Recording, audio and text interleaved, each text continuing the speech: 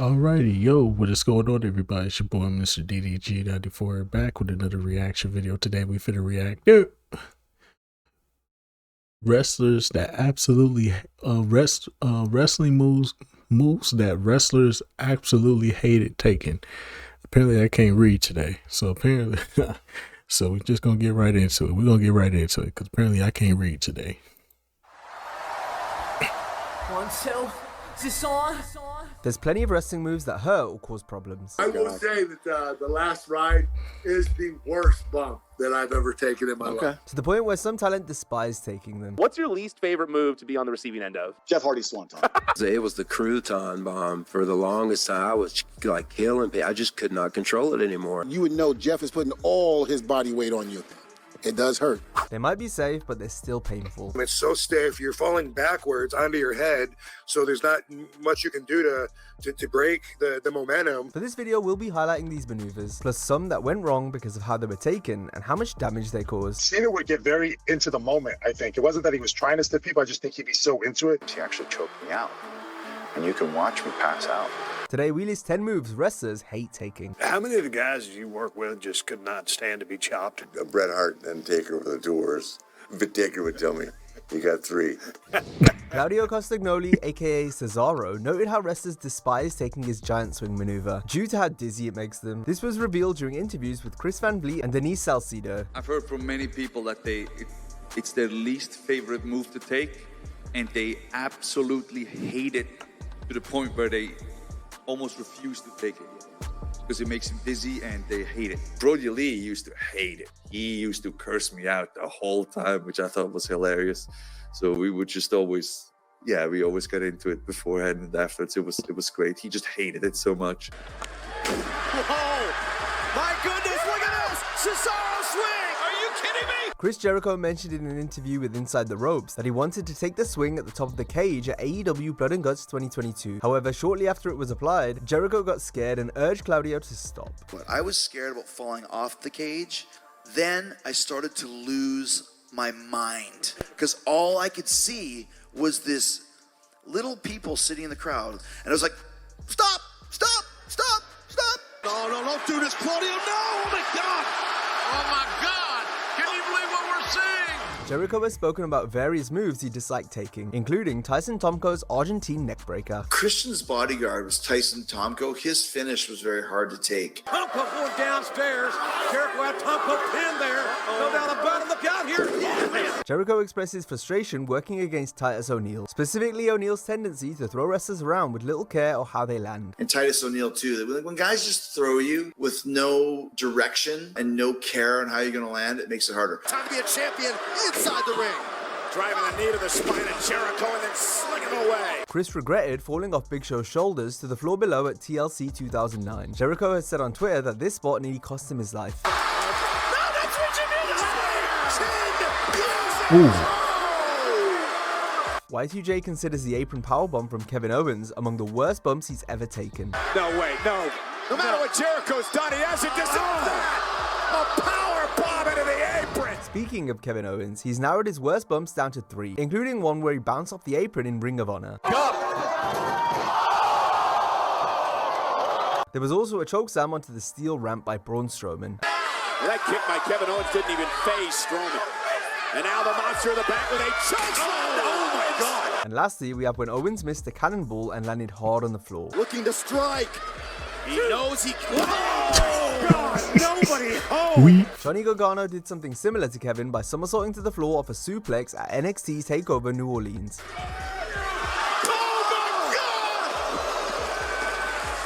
Gargano had previously performed the cannonball bump to the outside at TakeOver Philadelphia. A couple of steps ahead of Andrade Cien Almas. Johnny's got Andrade lined up. Off the apron. Oh my God. No! Nobody home. That bump sucked so much. And stuff came out of me, and you can guess what came out of me. Is that just your body's reaction to like stuff shooting out? Yeah, I think. The Miz doesn't seem to like taking dives while on the floor. Miz has struggled to catch his opponents in the past, sometimes barely making an effort to stop them. And as we've seen from our last 2 entries, it's a long and hard way down to the mats below. And look at Jimmy's gonna fly. Oh my God. And Morrison, the corkscrew spinning. Miz is terrible. Megan. Ooh. I remember that one. I remember that one. Doubles or four. Not this time. Man, caught him right. Almost missed him. Caught with those feet right in the head. Oh, what's up, guys? Evan Bourne said in an interview with YouShoot that when facing The Miz, the high flyer knew he wouldn't get caught, so avoided any high-risk dives. But smart move on Miz's part to roll out of the ring. Well, Hardcore Holly's Alabama Slam is one of the most brutal whiplash-inducing maneuvers that knocks the wind out of the receiver. this is not going to be good. Could be another. Yes. Numerous wrestlers have expressed how it's the most painful move to receive. Oh, no. Oh, my God. No. The Alabama slam to the steel ramp. Including Maven Huffman, who broke down the move on his YouTube channel. I never looked forward to taking it. I always felt it afterwards, so it goes in the hurts a lot category. One of those moves that you definitely felt a few hours after you left the ring with Bob. It's a tough dude. There's no doubt he won tough enough for a reason, but he's a trouble. On his One of a Kind podcast, Rob Van Dam went into detail on how much the Alabama Slam hurts. It's so stiff, you're falling backwards onto your head, so there's not much you can do to break the momentum. Best bet you can have is to have try to have the impact distributed throughout whatever of your shoulders you can get to hopefully hit the mat at the same time. But either way, you're just going to get rocked. And like every time someone would do that to me, it'd ring my bell, it knocked the wind out of me. No. Joe, look at this. Oh, my God. Alabama Slam! Powerbomb is another wind knocker of a move with a rough landing. Now testing, hooking Jericho up. Oh my God. The Undertaker listed it as his least favorite maneuver to take, specifically Psycho Sid's variation. R.I.P. Psycho Sid, man. Some talent weren't too fond of Taker's version of the powerbomb either. If you don't believe in God, Legio, you better stop! Check out the elevation and listen to the impact! Goodbye, Tonga! Last ride to Tonga! On his podcast, Kurt talked about how it's tough to be on the receiving end of the Phenom's last ride. I will say that the last ride is the worst bump that I've ever taken in my life. Listen to the impact of this! You're not gonna like this! Oh my God.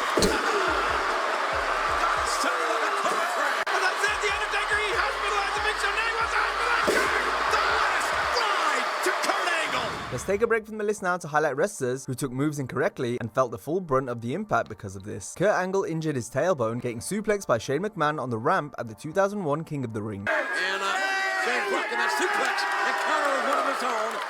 But that land, and if your feet would have come down a little sooner to stop that. I didn't take it right. Yeah. You're right.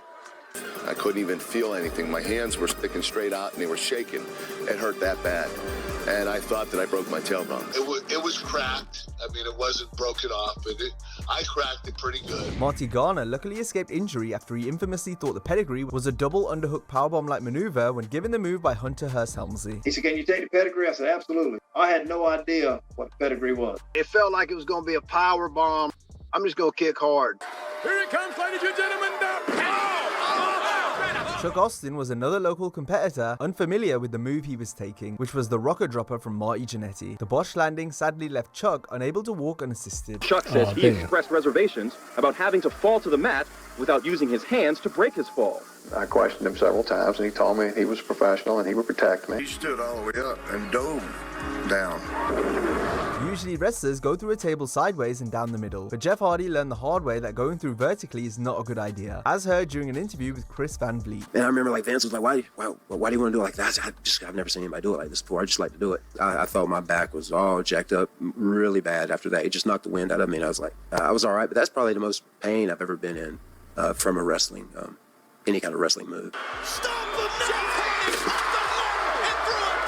On his Oh You Didn't Know podcast, Road Dogg said he ate the mat face first following an F5 from Brock Lesnar on Raw in March 2013. When I landed, I tried to just take a flat face bump, but I guess my arm and his arm were, I didn't turn my head when I landed, so I landed right on my nose and my nether region. But like my nose and my privates hurt so bad, and so then it was like a running rib where Vince would make fun of me after that, like, maybe Brock could F5 you again. Road Dogg is helpless, defenseless.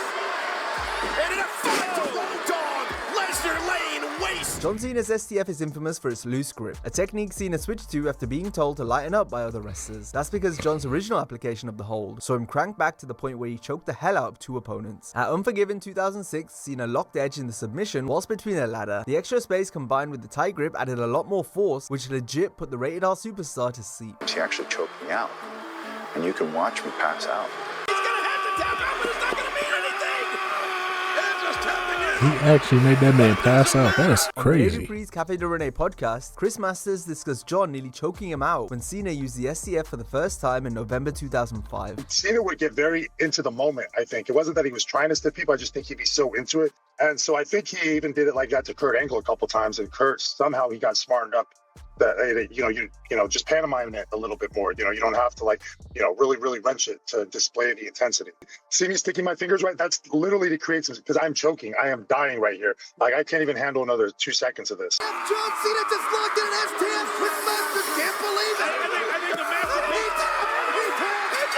You'd be hard-pressed to find any wrestler that doesn't detest taking chair shots, especially to the head, given how much damage and pain they cause. I think Kane has snapped. He caught me, dude. I had a lump the size of a goose egg on top of my head. That was a concussion. Kurt Angle seriously hurt his neck after taking a chair shot from Brock Lesnar on SmackDown in 2003. Brock brought it and went straight over my head instead of swinging sideways. And I should have told him, and Chris told him before the match started, swing sideways so you don't go on top of my head where it crunches down on your neck. And I didn't tell him to do that. So he swung sideways on Benoit, hit him, which was a safe hit. No, take it out, Benoit! And he came over top, and everything he had, he brought it, and right on top of my head. I knew right then, I heard my neck crack. I was like, and my right arm completely went numb. I couldn't even use it. I couldn't raise it. And Lesnar with a steel chair in hand. Take it out, Angle. Vince McMahon's chair shot to Stone Cold Steve Austin at No Mercy 2001 left the rattlesnake with a scar on the back of his head.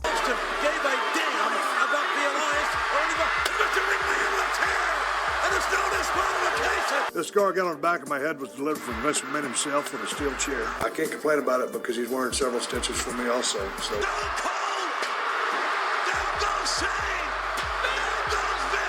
Though chair collisions to the skull were later outlawed in WWE, chair shots to the back were still allowed. While speaking to Maven, Jinder Mahal mentioned how much he dreaded taking a chair to the back during his feud with Randy Orton in 2017. I would wake up and be like, I'm going to take a chair shot today.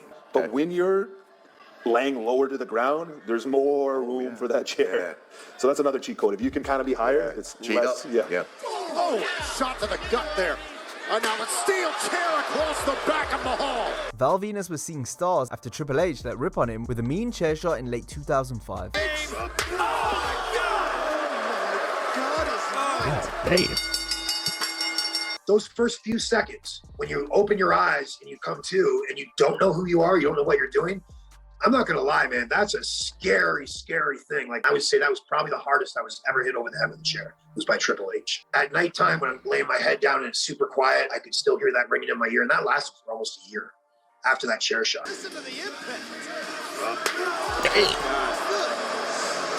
Bradshaw was known for swinging a chair, and he once leathered Pete Gas with one of the most devastating chair shots ever. Pete discussed other wrestlers' reaction to the spot on the Stories with Briscoe and Bradshaw podcast. And, I don't think, Pete.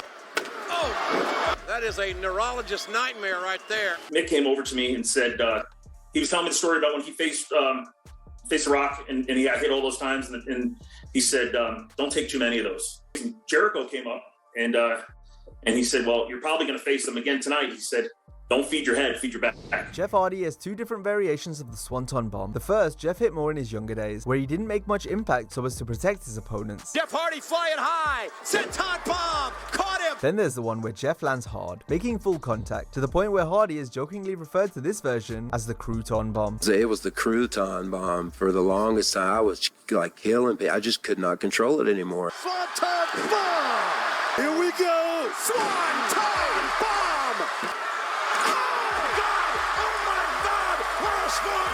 What's your least favorite move to be on the receiving end of? It used to be Jeff Hardy's Swanton. Knock on wood, I haven't been eating anything lately that makes me want to. Jeff Hardy's Swanton. Devon Dudley hated receiving the Swanton, which he spoke about on his YouTube channel. You would know Jeff is putting all his body weight on you. It does hurt. I'm going to have to put this in the S tier for tag team finishes because, again, Matt does a great job in protecting me, but man, Jeff just wants to hurt me. That's why Jeff the GOAT.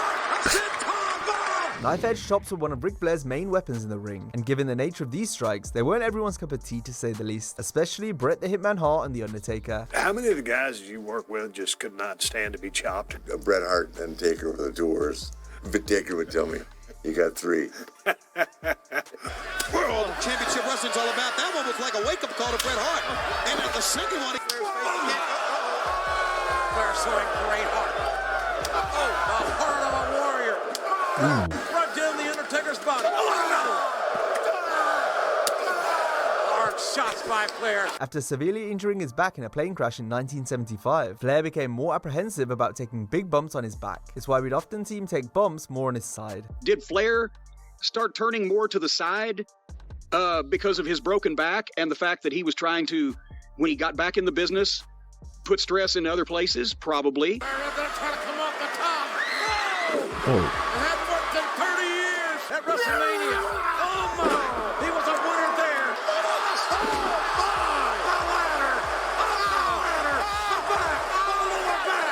The kidneys. This is also why Rick started doing the Flair flop face bump.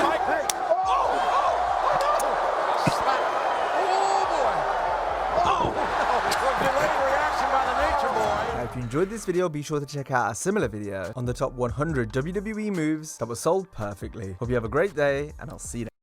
Alrighty, that's just gonna about do it for this one. I will see you all in the next video. Till then, peace out.